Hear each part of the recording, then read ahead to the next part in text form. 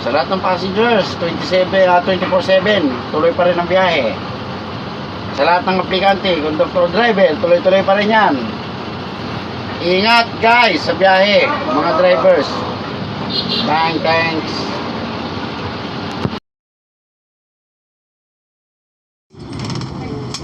Hello friend! Magandang araw po sa inyong lahat. Welcome to #Dalagang Jack All Access. Now on its second season po mga kaibigan. Ang bilis ng panahon. 8877. Pinag-usapan na natin yung 8877 with Edgar S. Pineda. At kasama niya si Eder Oborza.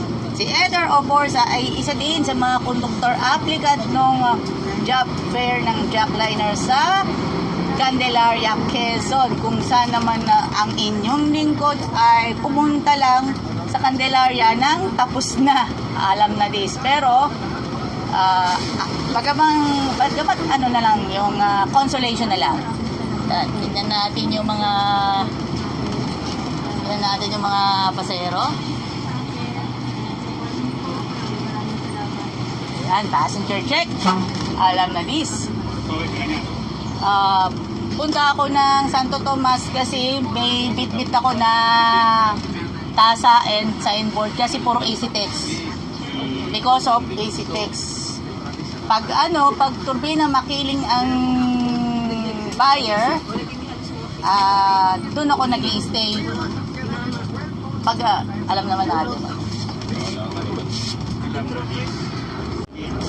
Eto na yung 88139 mga kaibigan. Kasi never na sila dumaan ng turbina. Kasi dumiretso sila agad-agad. Alam na this. Ayan. But for now on is 8877 is here.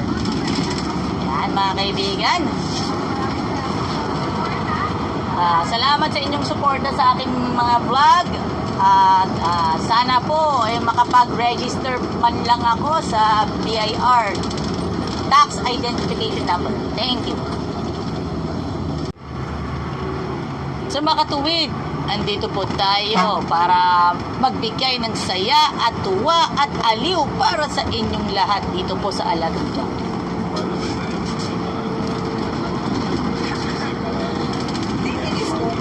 Shoutout muna tayo kay Ma'am Mjit Cabriga, kay Ma'am Denise Sanchez, Ma'am Winnie Registos, kay Boss Archie Cadilino, kay Sir Aaron Delmo, at maging kay Kuya Sunny Marasigan, Kuya Marnie Santa Maria, Sir Ray Binondo, and Ate Winona Soneda Puredo. Hanggang dito na lang po ang ating presentation for the Jackliner bus body number 8877. Biyaheng Dalahican, Cubao, Kamyas. Thank you very much sa inyong pagtangki.